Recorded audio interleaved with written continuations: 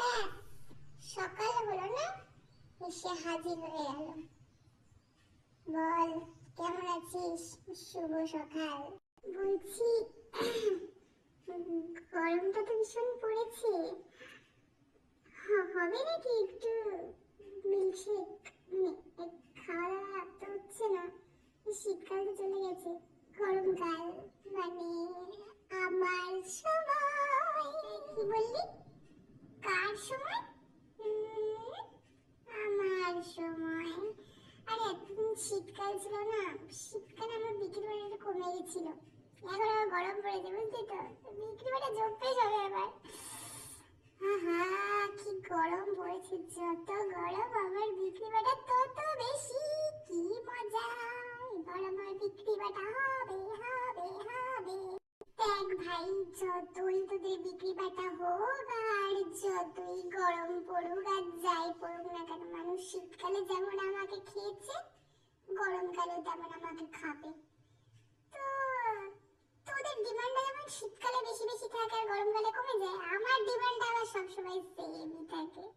College girl থেকে শুরু করে অফিস আদালত সব জায়গায় আমার ডিমান্ড 100-100, বুঝলি তো।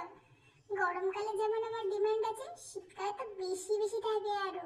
মানে গরমকালে যদি 90% থাকে, শীতকালে 101% হয়ে যায়, বুঝতে পেরেছিস তো? দেখো, একটা কথা বলি, চাদর হাতে হাতে নিয়ে ঘোরা যায় না, আর আইসক্রিমও হাতে হাতে নিয়ে ঘোরা যায় না, তাড়াতাড়ি ঘুরে যায়। কিন্তু আমার উপরে দেখে যেটা ঢাকনি আছে, এই ঢাকনিটা বন্ধ করে দিলে আমাকে সব জায়গায় নিয়ে ঘুরতে পারে লোকজন। আর আমি না তোমাদের থেকে বেশি এক্সপেন্সিভ, হ্যাঁ, অনেক টাকা দিয়ে আমাকে কিনতে হয়। এই সেই দোকানে আমার পাওয়া যায় না।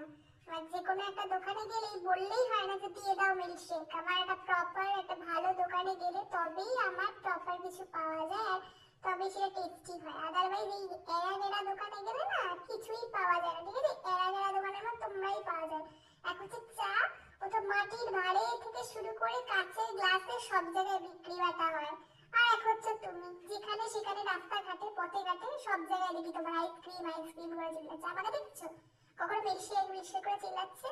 আমার ডিমান্ডটাই আলাদা, ঠিক আছে? ভালো এক্সপেন্সিভ লোকজন, তারপর সেলিব্রিটিরা আমাকে খোঁজে, যাতে তারা আমাকে নিয়ে চলতে পারে, মানুষজনকে দেখাতে পারে। আর তোমাদেরকে নিয়ে মানুষজনকে দেখানো তো দূরের কথা, কিছুই করতে পারে না।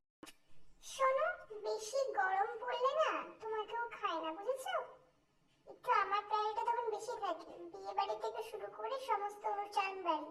বিকেলে চায়ের বদলে এখন সবাই আইসক্রিম খাওয়া শুরু করেছে, সেটা তুমি দেখতে পাচ্ছ? আবার বড় বড় কথা বলছো, আগে দেখে আসো।